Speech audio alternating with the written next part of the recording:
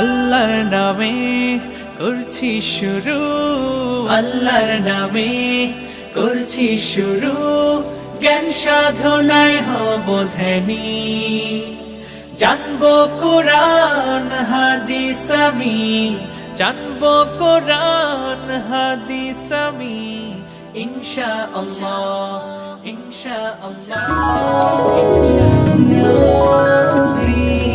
شكرا يا ربي شكرا يا ربي شكرا يا ربي شكرا يا ربي আসসালামু আলাইকুম ওয়া রাহমাতুল্লাহি ওয়া বারাকাতুহু।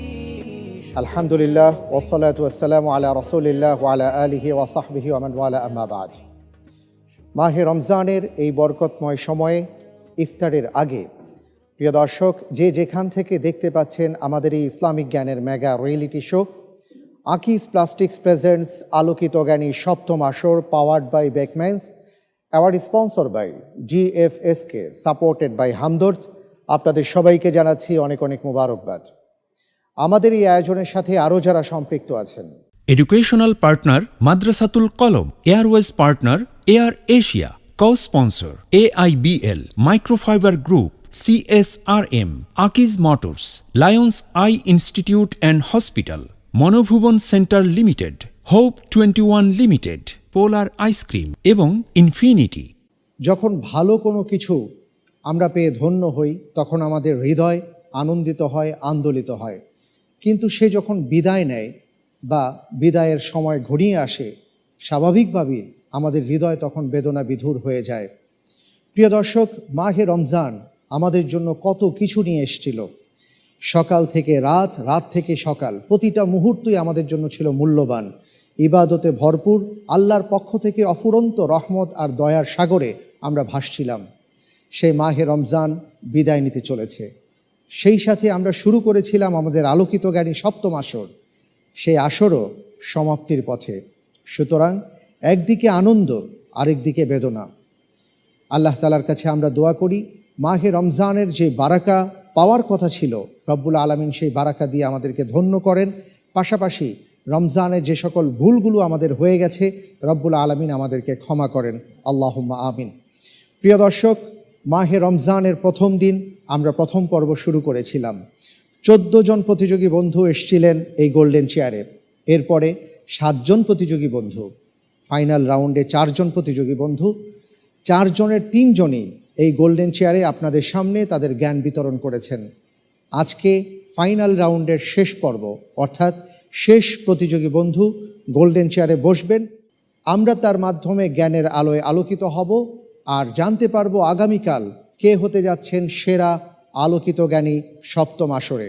প্রিয় দর্শক, সেই ধারাবাহিকতায় আজকের পর্বে আমি যাকে আমন্ত্রণ জানাচ্ছি গোল্ডেন চেয়ারে, তিনি হচ্ছেন ভোলার বন্ধু আবু বকর। আসছেন আবু বকর। পথে সত্য পাঠে। আসসালামু আলাইকুম ওয়া রাহমাতুল্লাহি ওয়া বারাকাতুহু। ওয়ালাইকুম আসসালাম ওয়া রাহমাতুল্লাহি ওয়া বারাকাতুহু। কেমন আছেন ভাই? আলহামদুলিল্লাহ, আল্লাহ পাক ভালো রেখেছে। আপনি কেমন আছেন? আলহামদুলিল্লাহ, আল্লাহর মেহেরবানিতে ভালো আছি, আল্লাহ ভালো রেখেছেন। আপনাকে দেখে অনেক ভালো লাগছে। তৃতীয়বারের মতন আপনি গোল্ডেন চেয়ারে বসতে যাচ্ছেন।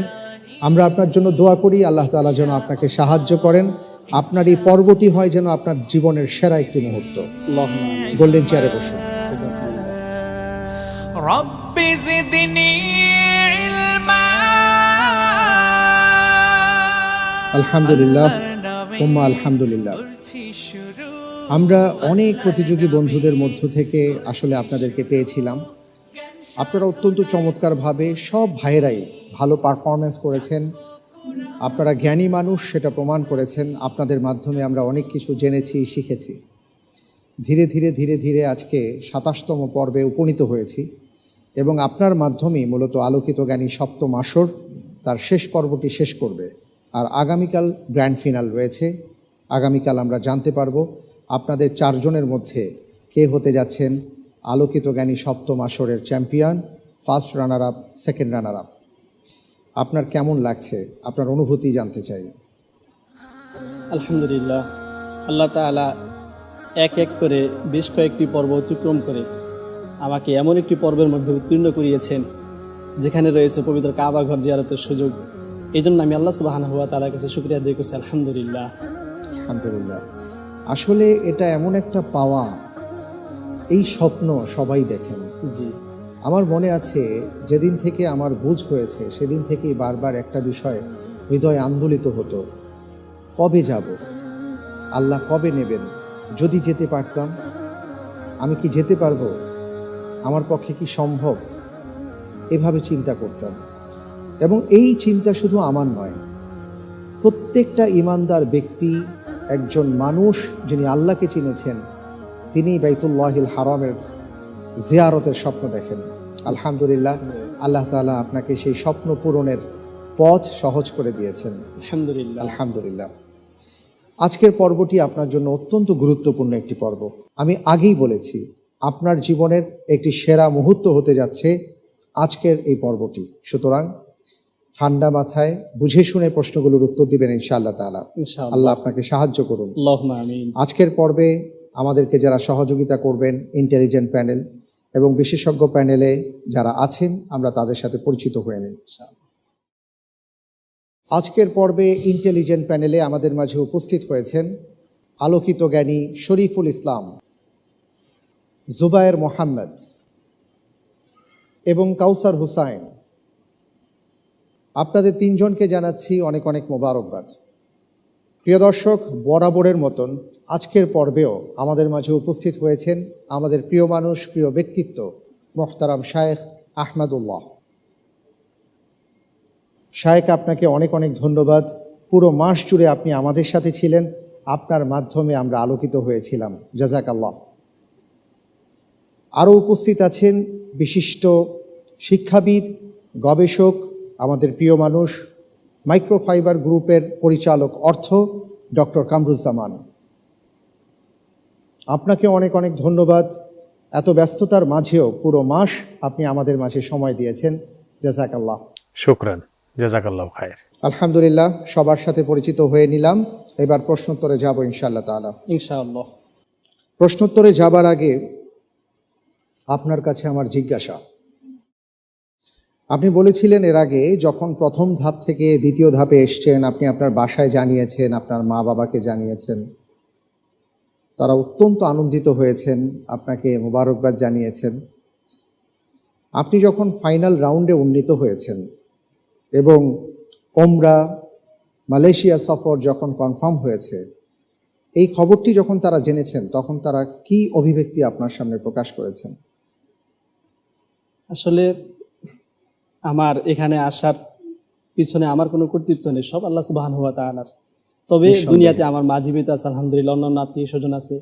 আমার মাকে আমি যখন এই সংবাদ শুনিয়েছি, তখন তিনি কান্না করে সেজদায় পড়ে গিয়েছেন।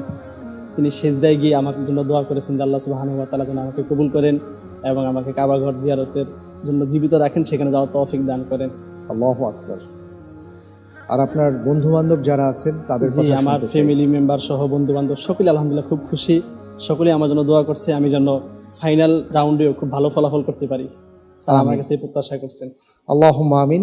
প্রিয় দর্শক, আল্লাহর প্রতি ঈমান এবং রাসূলের প্রতি ঈমান আমাদের ঈমান ইসলামের অনিবার্য অংশ। প্রিয় দর্শক, সেই রাসূলকে ভালোবাসার নিদর্শন স্বরূপ আসুন আমরা একটা নাশিদ শুনি। সে যে আমার প্রিয় আমার মুহাম্মদ রাসূল,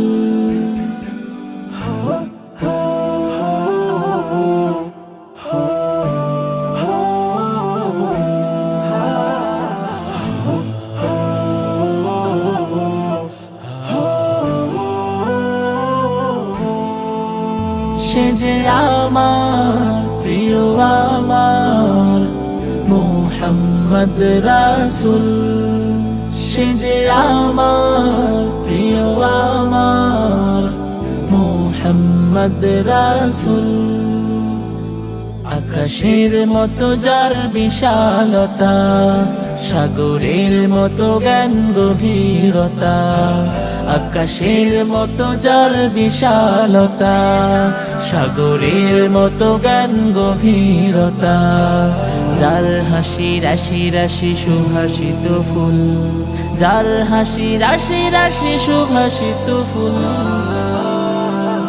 সে যে আমার প্রিয় আমার মুহাম্মদ রাসূল সে যে আমার প্রিয় আমার মুহাম্মদ রাসূল অভিরাম যার নাম দুরুদ সালাম যার তরে অন্তরে কালাম পেলাম অভিরাম যার নাম দুরুদ সালাম যার তরে অন্তরে কালাম পেলাম আখলাকে জাগতে দয়া মুহাব্বাতে আখলাকে জাগতে দয়া মুহাব্বাতে নেই কো যাহার তুল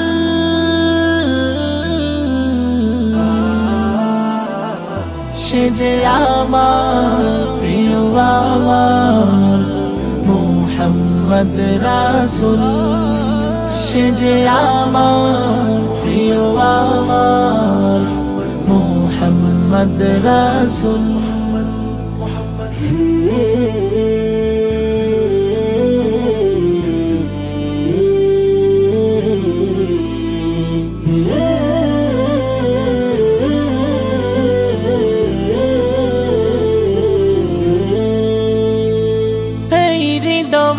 যা রেখেছি ছবি সেই নাম লিখে লিখে হয়েছে কবি এই হৃদয়ে যা রেখেছি ছবি সেই নাম লিখে লিখে হয়েছে কবি তার পথে চলে পার হব বলে তার পথে চলে পার হব বলে পুলসি রাতের পুল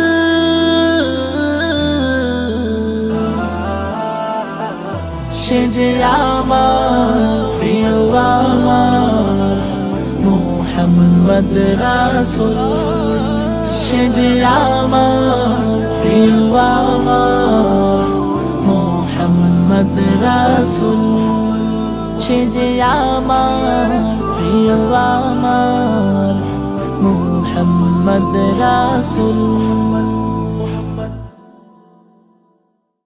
আলহামদুলিল্লাহ, অসাধারণ একটি নাশিদ আমরা শুনেছি, প্রাণ জুড়িয়ে গেছে। আজকের পর্বে প্রথমেই আমি আপনাকে 3টি প্রশ্ন করব। প্রত্যেকটি প্রশ্নের সঠিক উত্তরের জন্য আপনি 4 করে নম্বর পাবেন। ভুল হয়ে গেলে 2 নম্বর মাইনাস হয়ে যাবে। চিন্তা করার জন্য সর্বোচ্চ 45 সেকেন্ড সময় পাবেন। যদি 3টি প্রশ্নের সঠিক উত্তর দিতে পারেন তাহলে আপনার জন্য থাকছে 2500 টাকা সমমূল্যের ইসলামী বই উপহার স্বরূপ। আলহামদুলিল্লাহ। আলহামদুলিল্লাহ, আমরা শুরু করবো ইনশাআল্লাহ। জি, আপনার জন্য প্রথম প্রশ্ন। আল্লাহু আকবার। যাকাত আদায় ও বন্টনের জন্য রাসূল সাল্লাল্লাহু আলাইহি ওয়াসাল্লাম কত হিজরিতে কেন্দ্রীয়ভাবে রাজস্ব কর্মকর্তা নিয়োগ দেন? এ 5ম হিজরি, বি 7ম হিজরি, সি 9ম হিজরি, ডি 10ম হিজরি।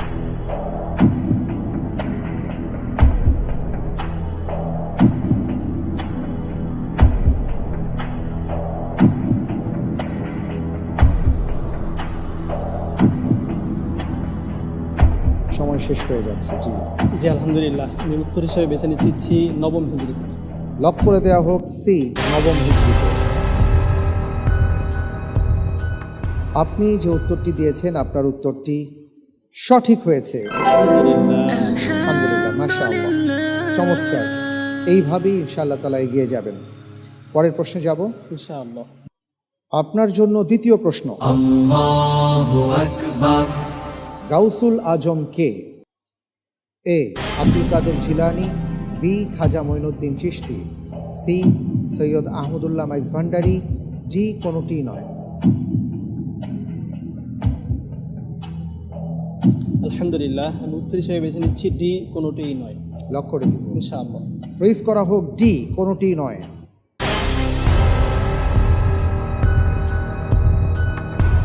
সঠিক উত্তর। আলহামদুলিল্লাহ। এ বিষয়ে শাক আপনার কাছে আসছে। আমরা আমাদের সমাজে দেখি যে গাউসুল আজম বলতে আমরা কখনো এই ব্যক্তিকে কখনো এই ব্যক্তিকে আমরা মনে করে থাকি। উত্তরে দেখা যাচ্ছে কোনোটিই নয়। আসলে গাউসুল আজম মানে কি? কোনো মানুষকে গাউসুল আজম বলা যাবে কিনা যদি ব্যাপারটি একটু ক্লিয়ার করে বলতেন। জাযাকুমুল্লাহু খায়রা। আমাদের সমাজে অনেক মানুষ আছেন যারা আব্দুল কাদের জিলানী রাহিমাহুল্লাহকে গাউসুল আজম মনে করে থাকেন, অথবা আল্লাহর কোনো নেককার বান্দা, কোনো ভালো মানুষ, কোনো আমলদার মানুষকে বিশেষ ব্যক্তিদেরকে গাউসুল আজম মনে করা হয়ে থাকে। গাউসুল আজম শব্দের অর্থ হলো সবচেয়ে বড় ত্রাতা, সবচেয়ে বড় ত্রাণকর্তা, সবচেয়ে বড় সাহায্যকারী এবং সবচেয়ে বড় রক্ষাকর্তা। এই বিষয়টি শুধুমাত্র আল্লাহ সুবহানাহু ওয়া তাআলার শানেই একজন মুসলিম সাব্যস্ত করতে পারেন, অর্থাৎ আল্লাহ সুবহানাহু ওয়া তাআলাই হলেন আমাদের সবচেয়ে বড় সাহায্যকারী, তিনি হলেন একমাত্র ত্রাণকর্তা, রক্ষাকর্তা। এটি অন্য কারোর সঙ্গে কোনো অবস্থাতে ফিট হয় না। অতএব আল্লাহর যত নেককার বান্দাই হোক না কেন, তিনি আমাদেরকে রক্ষা করবেন না, আমাদেরকে রক্ষা করবেন একমাত্র আল্লাহ সুবহানাহু ওয়া তাআলা। কোরআনে হাকিমে আল্লাহ সুবহানাহু ওয়া তাআলা তার স্বয়ং নবী আলাইহিস সালামকে বলেছেন, কুল লা আমলিকু লাকুম দাররান ওয়ালা রাশাদা, হে রাসূল আপনি বলে দিন মানুষদেরকে যে আমি তোমাদের কোনো ক্ষতি কিংবা লাভ কিছুই করার কোনো ক্ষমতা আমি রাখি না। অন্য আয়াতে আল্লাহ সুবহানাহু ওয়া তাআলা তার রাসূল সাল্লাল্লাহু আলাইহি ওয়াসাল্লামকে বলেছেন, কুল লা আমলিকু লিনাফসি নাফআন ওয়ালা দাররা, হে রাসূল আপনি বলে দিন মানুষদেরকে যে আমি নিজে নিজের কোনো উপকার বা ক্ষতি করার কোনো ক্ষমতা রাখি না।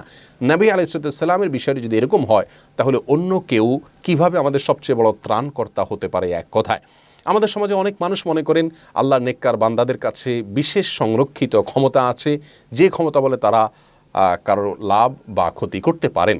এটি ঈমানের সাথে সঙ্গতিপূর্ণ কোনো বিষয় নয়। আল্লাহ সুবহানাহু ওয়া তাআলা কারোর মাধ্যমে অলৌকিক কোনো বিষয় ঘটাতে পারেন, সেটি সম্পূর্ণ আল্লাহর ইখতিয়ারাধীন বিষয়, কিন্তু কারোর কাছে সংরক্ষিত কোনো ক্ষমতা নেই যেটা ব্যবহার করে তিনি যে কোনো বিপদ আপদ থেকে মানুষকে রক্ষা করতে পারেন। যদি তাই হতো, তাহলে উহুদের ময়দানে প্রিয় নবী সাল্লাল্লাহু আলাইহি সাল্লামের দাঁত যখন ভেঙে গেল, তিনি সেটা থেকে নিজেকে রক্ষা করতে পারতেন। তিনি যখন রক্তাক্ত হলেন, সেটা থেকে তাকে নিজেকে রক্ষা করতে পারতেন, তার চাচাকে রক্ষা করতে পারতেন। আমরা দেখেছি এর কোনোটিই কিন্তু কখনো হয়নি। হ্যাঁ, তার মাধ্যমে অলৌকিক কিছু বিষয় ঘটেছে যেগুলো তার মুআজিজা ছিল, সমস্ত নবী রাসূলদের মুআজিজা থাকে, সেটি সম্পূর্ণ আল্লাহ তাআলার ইখতিয়ারাধীন বিষয়, সেটি তার হাতে সংরক্ষিত কোনো ক্ষমতার বলে নয়। বিধায় কোনো আল্লাহর নিকার বান্দাকে, আল্লাহর কোনো ভালো ইবাদত গুজার মানুষকে কোন অবস্থাতে গাউসুল আজম বলা যায় না। আমাদের সমাজে অনেকে মনে করেন কিছু কিছু বিশেষ ব্যক্তি আছেন, আল্লাহর কিছু নেককার বান্দা আছেন, যাদেরকে আল্লাহ রাব্বুল আলামিন এমন একটা পাওয়ার দিয়ে থাকেন যে আল্লাহর পক্ষ থেকে তারা মানুষের লাভ ক্ষতি করার জন্য নির্ধারিত, সাহায্য করার জন্য তারা সোল এজেন্টের ভূমিকা পালন করেন। অথচ এরকম কোনো ধারণা কোরআন এবং হাদিসের কোনো জায়গায় আমাদেরকে আল্লাহ সুবহানাহু ওয়া তাআলা দেননি, তার নবী আলাইহিস সালাম দেননি। আমরা প্রতি রাকাত সালাতে বলি ইয়্যাকা না'বুদু ওয়া ইয়্যাকা নাস্তাঈন, আল্লাহ আপনার ইবাদত করছি, আপনার কাছেই সাহায্য চাই, আপনার কাছেই সাহায্য চাই, অন্য কারোর কাছে না। আব্দুল্লাহ ইবনে আব্বাস রাদিয়াল্লাহু তাআলা আনহুকে নবী সাল্লাল্লাহু আলাইহি সাল্লাম বলেছেন, ওয়া ইযা সাআলতা ফাসআলিল্লাহ ওয়া ইযা ইসতাআনতা ফাসতাঈন বিল্লাহ, যখন তুমি চাইবে তো আল্লাহর কাছে চাইবে, আর যখন সাহায্য প্রার্থনা করবে আল্লাহর কাছে সাহায্য প্রার্থনা করবে। কোনো পীর, কোনো বুজুর্গ বা আল্লাহর কোনো নেককার বান্দার কাছে নয়। কোনো নেককার বান্দারকে আমরা অনুসরণ করব তার ভালো কাজের, তার কাছ থেকে ভালো কাজের দীক্ষা নেবে, কোরআন হাদিসের আলোকে তিনি আমাদেরকে পথ দেখাবেন, সেটা আমরা অনুসরণ করব এবং তার সান্নিধ্য আমরা অর্জন করব, তার সান্নিধ্য থেকে ভালো মানুষ হওয়ার চেষ্টা করব, কিন্তু তার কাছ থেকে লাভ ক্ষতির আশা আমরা করব না। এই জায়গাটাতে আমাদের বড় ধরনের ভুল এবং ঘাটতি আছে, যার কারণে আমাদের ঈমান পর্যন্ত চলে যেতে পারে। আল্লাহ তাআলা আমাদের সকলকে তাওহীদপূর্ণ বিশ্বাস রাখা এবং শিরকপূর্ণ বিশ্বাস থেকে বেঁচে থাকার তৌফিক দান করুন। অনেক অনেক ধন্যবাদ শায়েখ আপনাকে, জাযাকাল্লাহ খায়ের। অত্যন্ত গুরুত্বপূর্ণ কথা আপনি বলেছেন। আল্লাহ রাব্বুল আলামিনের কাছে আমরা দোয়া করি সকল ধরনের শিরক থেকে তিনি আমাদেরকে হিফাজত করুন। আল্লাহুম্মা আমিন। আমিন। তৃতীয় প্রশ্নে যাব ইনশাআল্লাহ। ইনশাআল্লাহ। আপনার জন্য তৃতীয় প্রশ্ন, আল্লাহু আকবার। কোন ইমাম তার গ্রন্থে হাদিস উল্লেখ করার পর অধিকাংশ হাদিসের স্তর বর্ণনা করেছেন? এ ইমাম মালিক, বি ইমাম নাসাই, সি ইমাম তিরমিজি, জি ইমাম আবু দাউদ।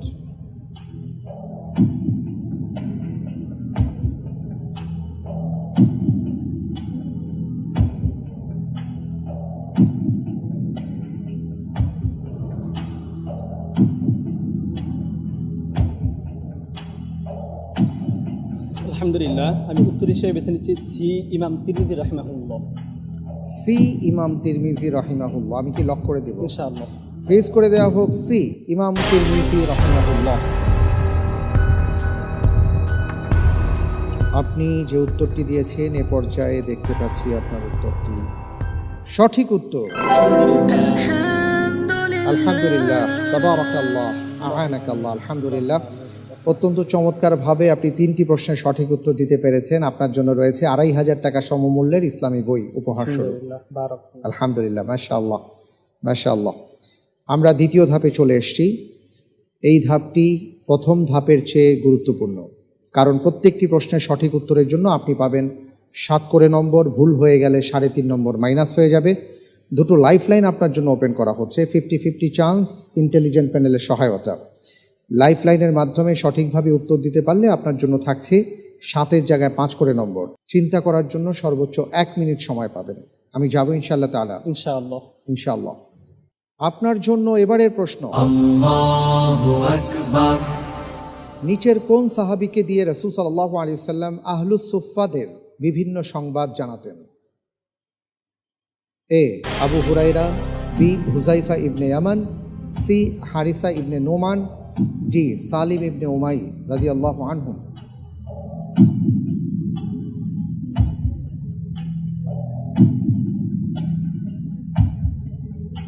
50-50 চান্স দেওয়া হোক। 50-50 চান্স দেয়া হোক। Option A, option C, Abu Hurairah রাদিয়াল্লাহু আন, হারিসা ইবনে নোমান রাদিয়াল্লাহু আন। জি আলহামদুলিল্লাহ, আমি উত্তর হিসেবে বেছে নিচ্ছি এ আবু হুরায়রা রাদিয়াল্লাহু তাআলা। লক করে দিব। ইনশাআল্লাহ। ঠিক তো? ইনশাআল্লাহ। নির্ধারণ করে নিচ্ছি এ আবু হুরায়রা রাদিয়াল্লাহু তাআলা আন। আপনি এ প্রশ্নের উত্তরে যেটা বলেছেন, রাসূল সাল্লাল্লাহু আলাইহি ওয়াসাল্লাম আহলুস সুফফাদের সংবাদ দিতেন, বিভিন্ন সংবাদ জানাতেন আবু হুরায়রা রাদিয়াল্লাহু আনহুর মাধ্যমে, আমি দেখতে পাচ্ছি আপনার উত্তরটি সঠিক হয়েছে। আলহামদুলিল্লাহ। মাশাআল্লাহ, মাশাআল্লাহ, আলহামদুলিল্লাহ। পরের প্রশ্নে যাব ইনশাআল্লাহ। ইনশাআল্লাহ। আপনার জন্য পরের প্রশ্ন, Allahu Akbar. কাকে আল্লাহ রব্বুল আলামিন পা দিয়ে জমিনের উপর আঘাত করতে আদেশ দিয়ে বলেন যে এটা গোসলের সুশীতল পানি এবং পানীয়? এ ইসমাইল আলাইহিস সালাম, বি মুসা আলাইহিস সালাম, সি আইয়ুব আলাইহিস সালাম, ডি ইয়াহইয়া আলাইহিস সালাম। জি, আইয়ুব আলাইহিস সালামকে আল্লাহ সুবহানাহু ওয়া তাআলা 18 বছর যাবৎ পরীক্ষা নিয়েছেন। তো তিনি যখন রোগে আক্রান্ত হয়ে সর্বশেষ তার জিভেও ঘা হয়ে গিয়েছিল, তখন তিনি আল্লাহর কাছে বলছেন, আল্লাহ সহ্য করতে পারতেছি না। তখন আল্লাহ সুবহানাহু ওয়া তাআলা তাকে আদেশ দিয়েছিলেন, তুমি পা দিয়ে নিচে আঘাত করো। তো আলহামদুলিল্লাহ, আমি উত্তর হিসেবে বেছে নিচ্ছি সি আইয়ুব আলাইহিস সালাম। লক করে দিব। ইনশাআল্লাহ। ঠিক, ইনশাআল্লাহ। ফ্রিজ করা হোক সি আইয়ুব আলাইহিস সালাম। আপনি যে উত্তরটি দিয়েছেন, আপনার উত্তরটি সঠিক উত্তর। আলহামদুলিল্লাহ। সূরা সদের 42 নম্বর আয়াতে আল্লাহ তাআলা ইরশাদ করেন, উরকুদ বিরিজলিক হাদা মুগতাসালুম বারিদুন ওয়া শারাব। তুমি তোমার পা দিয়ে আঘাত করো, সেখান থেকে পানি উৎসারিত হবে সুশীতল, যেটা দিয়ে তুমি গোসল করবে এবং পান করবে। মাশাআল্লাহ, চমৎকার। পরের প্রশ্নে যাব, তবে তার আগে একটি ছবি দেখব, তারপরে আমরা প্রশ্নটি করব। ইনশাআল্লাহ।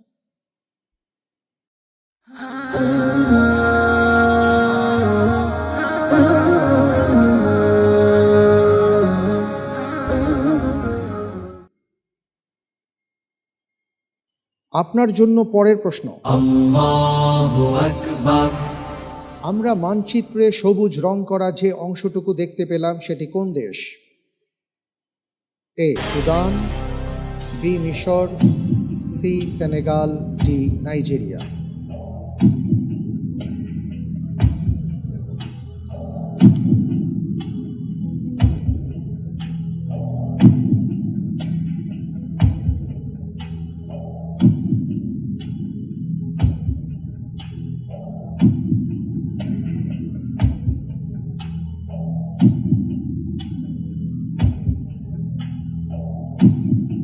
আলহামদুলিল্লাহ, আমি উত্তর হিসেবে বেছে নিচ্ছি এ সুদান।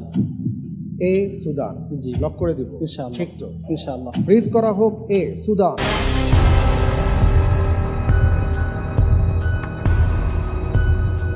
আপনার কাছে কেন মনে হলো যে এটা সুদানের অংশ?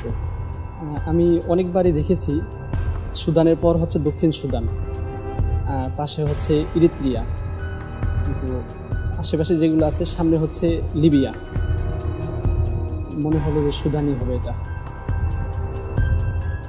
আপনি যে উত্তরটি দিয়েছেন, আপনার উত্তরটি সঠিক উত্তর। আলহামদুলিল্লাহ। আলহামদুলিল্লাহ, মাশাআল্লাহ, চমৎকার। জাযাকাল্লাহ খায়র, আ'আনাকাল্লাহ। আল্লাহুম্মা আমিন। ডক্টর কামরুজ্জামান, আপনার কাছে আসছি। আমরা একটু সুদান সম্পর্কে আপনার কাছ থেকে জানতে চাই। সুদানের বর্তমান অবস্থা কি, অর্থনৈতিক ব্যবস্থাপনা কেমন, যদি একটু বলেন। মাশাল্লাহ, অনেক অনেক ধন্যবাদ মুফতি সাইফুল ইসলাম ভাইকে সুন্দর একটি দেশ সম্পর্কে কিছু বলার সুযোগ করে দেওয়ার জন্যে। আর আমি বিশেষভাবে ধন্যবাদ জানাই প্রতিযোগী ভাইকেও। উনিও ওনার বুদ্ধিমত্তার আলোকে খুব ভালোভাবেই সঠিক আনসার উনি করেছেন এই প্রশ্নে। সুদান আফ্রিকা মহাদেশের উত্তরাঞ্চলের একটি বৃহৎ রাষ্ট্র। আয়তনে আফ্রিকার বৃহৎ এই রাষ্ট্রটির চতুর্দিকে অনেকগুলো রাষ্ট্রের সীমান্ত রয়েছে। উত্তরে মিশর, পূর্বে লোহিত সাগর, ইরিত্রিয়া ও ইথিওপিয়া, দক্ষিণে দক্ষিণ সুদান, দক্ষিণ পশ্চিমে মধ্য আফ্রিকান প্রজাতন্ত্র, পশ্চিমে চাঁদ এবং উত্তর পশ্চিমে লিবিয়া। এর রাজধানী ও বৃহত্তম শহর হচ্ছে খার্তুম। 2011 সালে ধর্মীয় জনসংখ্যার ভিত্তিতে, অর্থাৎ খ্রিস্টান জনবসতিপূর্ণ দক্ষিণাঞ্চল হওয়ার কারণে দীর্ঘদিনের যুদ্ধের অবসানের প্রেক্ষিতে দক্ষিণ সুদান নামে 2011 সালে সুদান বিভক্ত হয়ে নতুন একটি রাষ্ট্র হিসাবে দক্ষিণ সুদান নামে আবির্ভূত হয়। কৃষি শিল্পে বিশেষ করে সুদানের তুলা সারা বিশ্বে পরিচিত একটি শিল্প। সুদানিজ কটন নামে যেই কটনটি আছে সারা বিশ্বে ফাইন কটন হিসাবে চিহ্নিত হয়েছে। আমরা বাংলাদেশের পোশাক শিল্পেও সুদানিজ কটন আমরা ব্যবহার করি এবং সেই কটন থেকে খুব ভালো পোশাক শিল্প তৈরির মাধ্যমে আমরা বিদেশে রপ্তানি করে থাকি। প্রায় 30 বছর ধরে ক্ষমতায় থাকা আফ্রিকার লৌহ মানব হিসেবে খ্যাত তৎকালীন প্রেসিডেন্ট ওমর আল বশিরকে 2011 সালে সুদানিজ সেনাবাহিনী ক্ষমতাচ্যুত করে সামরিক আইনের মাধ্যমে দেশটিকে পরিচালিত করে আসছে। জাতিগত সংঘাত, উপজাতীয় সংঘাত এবং বিভিন্ন শ্রেণীগোষ্ঠীর ক্রমাগত বিশৃঙ্খলার মাধ্যমে পরিচালিত দেশটিতে বরাবরই জাতিসংঘ তার শান্তিরক্ষী বাহিনীকে নিয়োজিত করে রেখেছে, যার মধ্যে বাংলাদেশের শান্তিরক্ষী একটি কন্টিনজেন্টও সুদানের দারফুরে কাজ করছে। সুদানের এই অস্থিরতা, রাজনৈতিক সংঘাত, উপদলীয় কোন্দল এগুলোর অবসান হলে সুদান আফ্রিকার অন্যতম অর্থনৈতিক দেশ হিসেবে আবির্ভূত হবে। ওআইসি, আরব লীগ ও আফ্রিকান নেশনস সহ বিভিন্ন আঞ্চলিক সংস্থায় সুদানের বলিষ্ঠ ভূমিকা থাকে বরাবরই। এই দেশটির সফলতা কামনা করি এবং আগামীতে সুদানের রাজনৈতিক উপদলীয় কোন্দল এবং সার্বিক অস্থিরতা কাটিয়ে উঠে উত্তর আফ্রিকার সুন্দর সম্ভাবনাময় একটি ইসলামিক রাষ্ট্র হিসাবে সুদান বিশ্বের মানচিত্রে আবারও প্রতিভাত হবে, এই কামনাই করছি। অনেক অনেক ধন্যবাদ আপনাকে। আপনার কাছ থেকে অনেক তথ্য পেলাম। জাযাকাল্লাহ। শুকরান, জাযাকাল্লাহু খায়ের। মাশাআল্লাহ, অত্যন্ত চমৎকারভাবে আমাদের ভাই আবু বকর এগিয়ে যাচ্ছেন। আল্লাহ তাকে বারাকা দান করুন। আমিন। আল্লাহুম্মা আমিন। নামের একটি প্রভাব আছে আমরা জানি।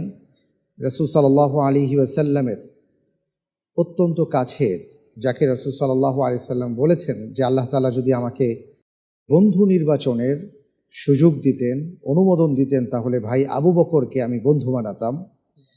তো সেই আবু বকর সিদ্দিক রাদিয়াল্লাহু তাআলা আনহুর স্বভাব, চরিত্র, ইতিহাস যা বলে, আমরা যা দেখেছি ইতিহাস থেকে, অত্যন্ত নম্র স্বভাবের একজন ভদ্র মানুষ, পৃথিবী বিখ্যাত একজন মানুষ ছিলেন, একজন কোমল হৃদয়ের অধিকারী ছিলেন। আলহামদুলিল্লাহ, আপনার মাঝে আমরা সেটাই দেখতে পাচ্ছি। একজন বিচক্ষণ মানুষ ছিলেন, আপনিও একজন বিচক্ষণ মানুষ। আল্লাহ রব্বুল আলামিন আপনাকে কবুল করুন। আল্লাহুম্মা আমিন। পরের প্রশ্নে যাব ইনশাআল্লাহ।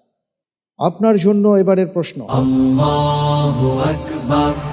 কার গালিগালাজ ও বিদ্রুপাত্মক ভঙ্গির প্রেক্ষিতে সূরা হুমাযা নাজিল হয়? এ উবাই ইবনে খালফ, বি উমাইয়া ইবনে খালাফ জুমাহি, সি উকবা ইবনে আবি মুআইদ, ডি ওয়ালিদ ইবনে মুগীরা।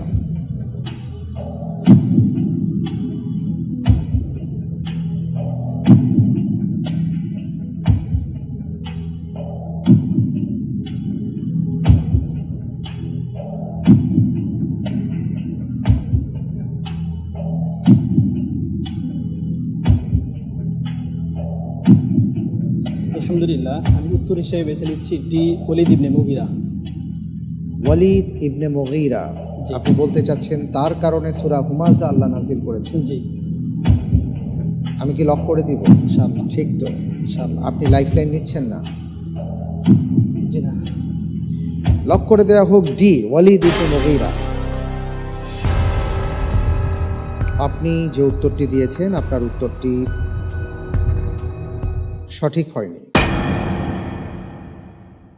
সঠিক উত্তর হচ্ছে উমাইয়া ইবনে খালফ জুমাহি, যে হযরত বিলাল রাদিয়াল্লাহু তাআলা আনহুর এক সময়কার মনিব ছিল এবং হযরত বিলাল রাদিয়াল্লাহু আনহু ইসলাম গ্রহণ করার কারণে তার উপর অকথ্য নির্যাতন সে চালিয়েছিল। আপনি যার কথা বলেছেন ওয়ালিদ ইবনে মুগীরা, তার ব্যাপারে মূলত সূরা মুদ্দাসসিরে আল্লাহ তাআলা আয়াতে কারিমা নাযিল করেছেন। পরের প্রশ্নে যাব ইনশাআল্লাহ। ইনশাআল্লাহ। কোনো সমস্যা নেই, দেখতে পাচ্ছি যে খুব ভালোভাবেই আপনি এগিয়ে যাচ্ছেন। দ্বিতীয় ধাপ আমরা শেষ করেছি। এই ধাপে 4টি প্রশ্নের মধ্যে আপনি 3টি প্রশ্নের সঠিক উত্তর দিতে পেরেছেন। আপনার জন্য রয়েছে 3000 টাকা সমমূল্যের ইসলামী বই উপহার স্বরূপ। আলহামদুলিল্লাহ। আলহামদুলিল্লাহ। আমাদের সামনে তৃতীয় ধাপ, আপনার জন্য সবচেয়ে গুরুত্বপূর্ণ ধাপ। যদি বলি যে কতটা গুরুত্বপূর্ণ, তার উত্তর হচ্ছে আপনি পুরো আয়োজন জুড়ে যতগুলো পরীক্ষায় অংশগ্রহণ করেছেন, অডিশনে অংশগ্রহণ করেছেন, গোল্ডেন চেয়ারে অংশগ্রহণ করেছেন, তার মধ্যে সবচেয়ে গুরুত্বপূর্ণ হচ্ছে তৃতীয় ধাপ এই পর্বের। আল্লাহ তাআলা এই পর্বের তৃতীয় ধাপ আপনার জন্য সহজ করে দিন। আল্লাহুম্মা আমিন। প্রত্যেকটি প্রশ্নের সঠিক উত্তরের জন্য আপনি 12 নম্বর পাবেন, ভুল হয়ে গেলে 6 নম্বর মাইনাস হয়ে যাবে। চিন্তা করার জন্য পর্যাপ্ত সময় পাবেন। দুটো লাইফলাইন আপনার জন্য ওপেন করা হচ্ছে। ইন্টেলিজেন্ট প্যানেলের সহায়তা, পরিবর্তিত প্রশ্ন। লাইফলাইনের মাধ্যমে সঠিকভাবে উত্তর দিতে পারলে 12-র জায়গায় 10 করে পাবেন। আর তৃতীয় ধাপ পর্যন্তই আজকে আমি আপনাকে প্রশ্ন করব। এরপরে আমাদের যে আরেকটা ছোট্ট ধাপ রয়ে গেছে, অর্থাৎ ঝটপট প্রশ্নোত্তর, সেটা ইনশাআল্লাহ আগামীকাল করব। ইনশাআল্লাহ যাব ইনশাআল্লাহ। আপনার জন্য এবারের প্রশ্ন। আল্লাহু আকবার। 1969 সালে মুয়াম্মার গাদ্দাফির নেতৃত্বে সামরিক অভ্যুত্থান কোন নামে পরিচিত? A Al Fateh revolution, B Al Fattah revolution, C Jasmine revolution, D Gaddafi revolution.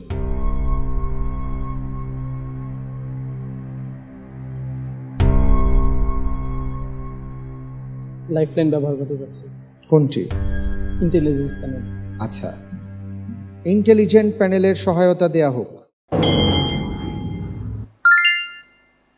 আমরা তাকে একটি ক্লু দিয়ে এভাবে সহযোগিতা করতে পারি। আমাদের এখানে 4টি অপশন রয়েছে। এই অপশনের মধ্যে উত্তরটি হবে একজন ওসমানী শাসকের নামের সাথে কিছুটা মিল রয়েছে। একজন ওসমানী শাসকের নামের সাথে উত্তরের কিছু অংশ মিল রয়েছে। আশা করি বুঝতে পেরেছেন। জাযাকুমুল্লাহ। আমাকে সহযোগিতা করার জন্য আপনাদেরকে অসংখ্য ধন্যবাদ। জি, আলহামদুলিল্লাহ, আমি উত্তর হিসেবে বেছে নিচ্ছি এ আল ফাতেহ রেভলিউশন।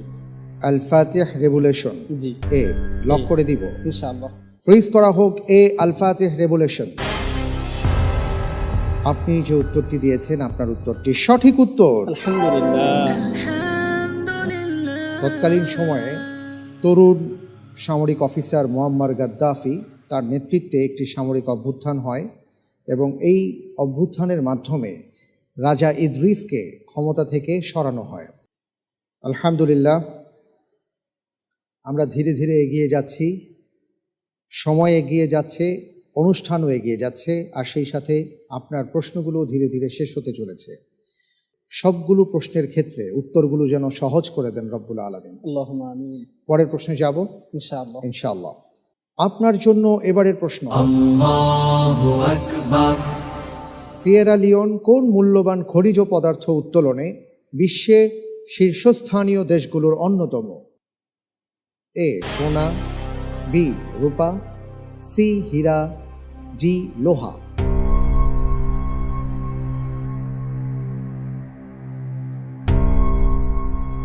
লাইফলাইন ব্যবহার করতে যাচ্ছি। আপনার সামনে লাইফলাইন বলতে পরিবর্তিত প্রশ্ন রয়েছে, আমরা যাব সেদিকে। ইনশাআল্লাহ। যাওয়ার আগে আপনার কাছে জানতে চাই, যদি লাইফলাইন না হতো আপনি কি করতেন? আমার যতটুকু ধারণা হীরা হতে পারে। এটাই ছিল সঠিক উত্তর, হীরা। পরিবর্তিত প্রশ্ন দেয়া হোক।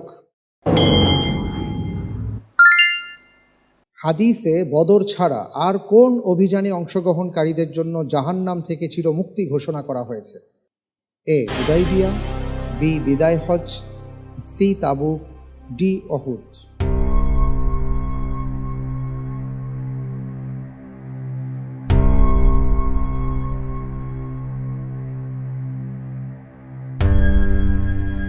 আলহামদুলিল্লাহ, আমি উত্তর হিসেবে বেছে নিচ্ছি এ হুদাইবিয়া। এ হুদাইবিয়া জি লক করে দিব। জি ইনশাআল্লাহ। আপনার জন্য এক একটি নম্বর অনেক মূল্যবান। আপনি বলেছেন এ হুদাইবিয়া, পরিবর্তিত প্রশ্ন নিয়ে এই উত্তরটি দিয়েছেন, লক করে দিচ্ছি। ইনশাআল্লাহ। ফ্রিজ করা হোক এ হুদাইবিয়া।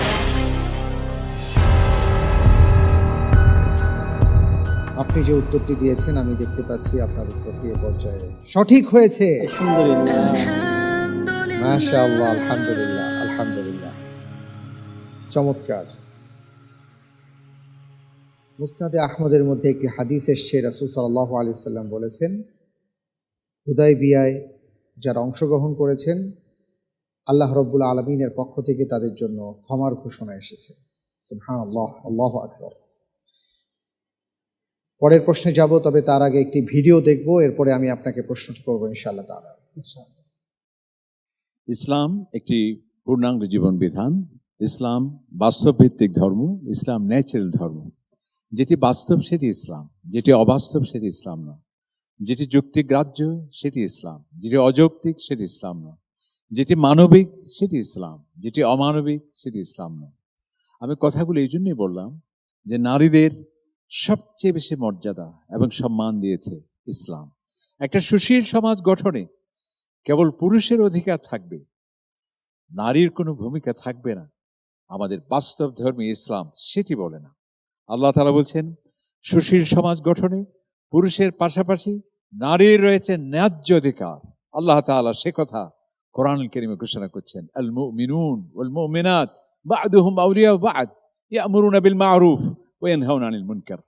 আল্লাহ তাআলা বলছেন, মুমিন নরনারী একে অপরের পরিপূরক, একে অপরের সম্পূরক। তাদের কাজকে সমাজে ভালো কাজ প্রতিষ্ঠা করবে, নিজেরও ভালো কাজ করবে, অপরকেও উদ্বুদ্ধ করবে, নিজেরও খারাপ কাজ থেকে বিরত থাকবে, অপরকেও বাধা দেবে। অর্থাৎ সমাজকে সুস্থ রাখার ক্ষেত্রে পুরুষের পাশাপাশি নারীরও রয়েছে অধিকার।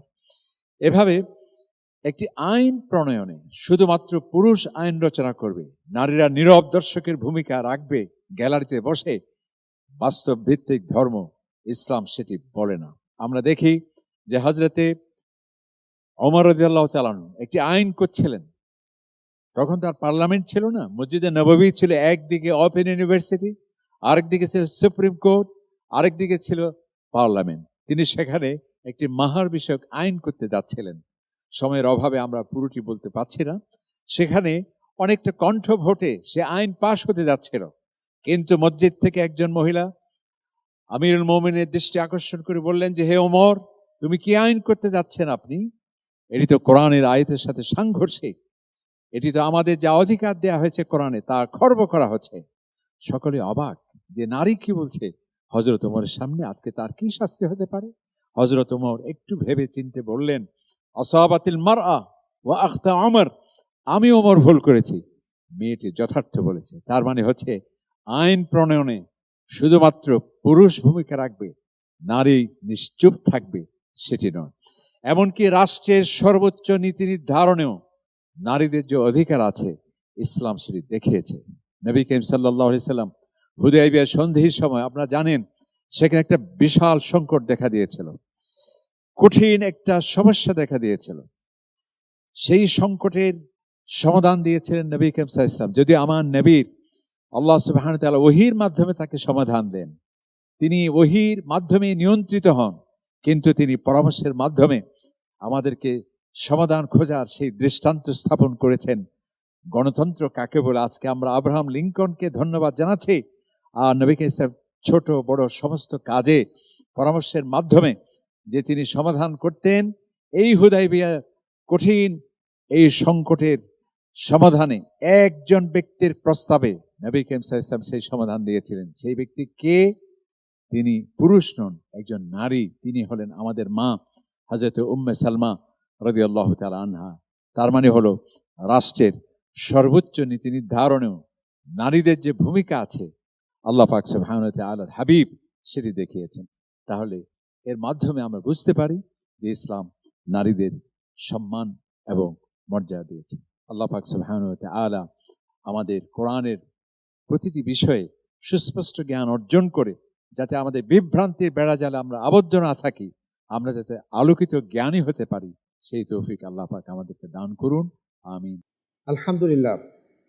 বাংলাদেশের বরেণ্য আলেমে দ্বীন, চট্টগ্রাম বিশ্ববিদ্যালয়ের আরবি বিভাগের প্রফেসর এবং সেন্ট্রাল শরিয়া board for Islamic banks of বাংলাদেশের চেয়ারম্যান মোহতারাম ডক্টর গিয়াসউদ্দিন তালুকদার সাহেবের কিছু কথা আমরা শুনলাম। অসাধারণ তার বাচনভঙ্গি এবং নসিহাটা ছিল অসাধারণ। উপদেশ দেওয়ার যে পদ্ধতি, ইসলামী পদ্ধতি, আমরা সেটা তার কাছ থেকে দেখলাম। আল্লাহ রব্বুল আলামিন তাকে হায়াতে তয়্যিবা দান করুন, আমিন। প্রশ্নে যাব ইনশাআল্লাহ। আপনার জন্য এবারের প্রশ্ন। আল্লাহু আকবার। রাসূল সাল্লাল্লাহু আলাইহি ওয়াসাল্লাম কাকে হে বৎস বলে সম্বোধন করে কয়েকটি উপদেশ দিয়ে বলেন, কলম তুলে নেওয়া হয়েছে এবং লিখিত কাগজসমূহ শুকিয়ে গেছে? এ আব্দুল্লাহ বিন মাসউদ, বি আব্দুল্লাহ বিন আব্বাস, সি মুআজ বিন জাবাল, ডি যায়েদ বিন হারিসা রাদিয়াল্লাহু আনহুম।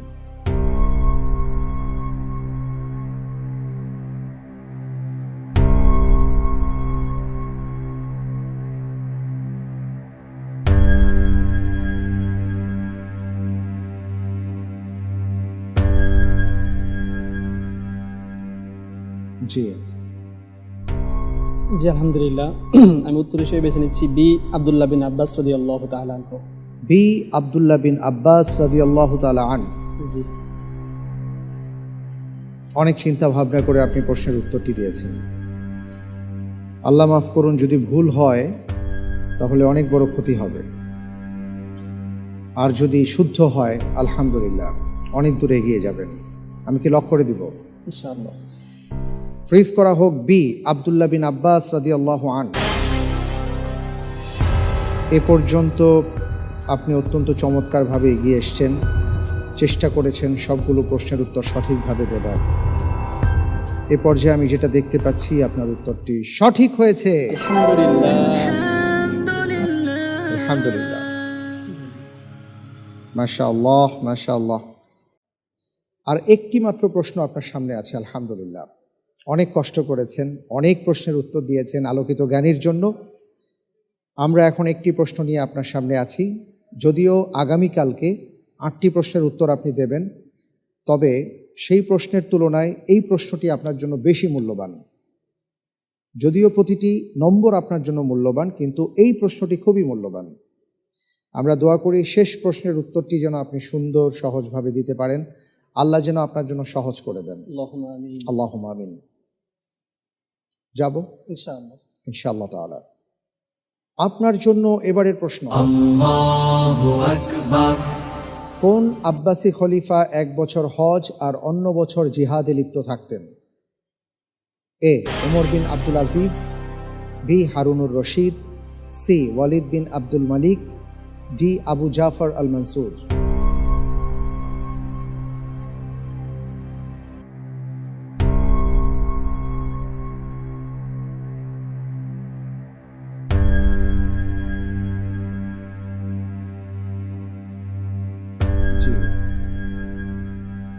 আমাদের যতটুকু জেনে আসতেছে যে বাদশাহ হারুনুর রশিদ তিনি যে বছর হজে যেতেন সেই বছর তার সাথে 100 জন ফকিকে নিয়ে 100 জন লোককে সাথে করে নিয়ে যেতেন, আর তিনি যেই বছর না যেতেন সেই বছর 300 জনকে পাঠাতেন।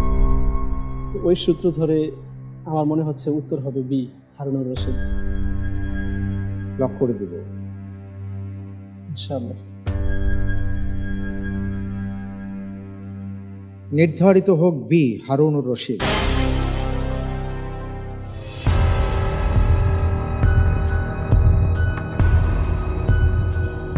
আপনি অনেক চিন্তা ভাবনা করে উত্তরটি দিয়েছেন এবং আপনার চিন্তার সূত্র কোথায় এবং সমন্বয় কোথায় সেটাও আপনি বলেছেন। অনেক সময় দেখা যায় আমরা যেভাবে চিন্তা করি বা সমন্বয় সাধনের চেষ্টা করি সেটা কখনো হয় আবার কখনো হয় না। আপনি অসাধারণ পারফরমেন্স দেখিয়েছেন আজকের পর্বে। সবগুলো প্রশ্নের উত্তরই আপনি ঠান্ডা মাথায় প্রশ্নগুলোর উত্তর দেওয়ার চেষ্টা করেছেন। এই পর্যায়ে আপনি যে উত্তরটি দিয়েছেন সেই উত্তরের ক্ষেত্রে বিবেচনা করেছেন, চিন্তা করেছেন, সময় নিয়েছেন, এরপর আপনি উত্তরটি দিয়েছেন। আর এই উত্তরটি ছিল আলোকিত জ্ঞানী সপ্তম আসরের সর্বশেষ পর্বের শেষ উত্তর, গ্র্যান্ড ফিনালে ছাড়া। আমি দেখতে পাচ্ছি আপনার উত্তরটি আসলে একটি কথা আছে, ইন্নামাল আমালু বিল খাওয়াতিম, শেষ ভালো যার সব ভালো তার। আর যদি শেষটা অন্যরকম হয় মনটা আসলে ভালো থাকে না। যাই হোক, আল্লাহ ভরসা। আপনি যে উত্তরটি দিয়েছেন আপনার উত্তরটি সঠিক হয়েছে। আলহামদুলিল্লাহ, মাশাআল্লাহ, আলহামদুলিল্লাহ, আ'আনাকাল্লাহ, আ'আনাকাল্লাহ, আল্লাহুম্মা আলহামদুলিল্লাহ। সঠিক উত্তর, খলিফা হারুনুর রশিদ 1 বছর হজে যেতেন আর 1 বছর জিহাদে থাকতেন। মাশাআল্লাহ। আপনি অত্যন্ত বিবেচনাপ্রসূত প্রশ্নের উত্তরটি দিয়েছেন। আল্লাহ রাব্বুল আলামিন এইভাবেই আপনাকে সারা জীবন যেন চলতে পারেন সেই তৌফিক দান করুন। আল্লাহুম্মা আমিন। আল্লাহুম্মা আমিন। আপনি আজকে কত নম্বর পেয়েছেন আমি সেটা বলবো না, প্রিয় দর্শক, সেটা আমরা রেখে দিচ্ছি আগামীকালকের জন্য। ইনশাআল্লাহ তাআলা গ্র্যান্ড ফিনালে আমি আপনাকে 8টি প্রশ্ন করব, তারপরে ওই 8টি প্রশ্নে যে কটা উত্তর দিতে পারবেন সব মিলিয়ে আমরা জানতে পারবো আপনি কত নম্বর পেয়েছেন। আজ আপাতত এখানে আপনার কাছ থেকে বিদায় নিচ্ছি ইনশাআল্লাহ। আল্লাহ চাহে তো আগামীকাল দেখা হবে ইনশাআল্লাহ। ইনশাআল্লাহ। আলহামদুলিল্লাহ। প্রিয় দর্শক, আজকের পর্বটি ছিল অত্যন্ত গুরুত্বপূর্ণ পর্ব, আমাদের জন্য একটি স্মরণীয় পর্ব।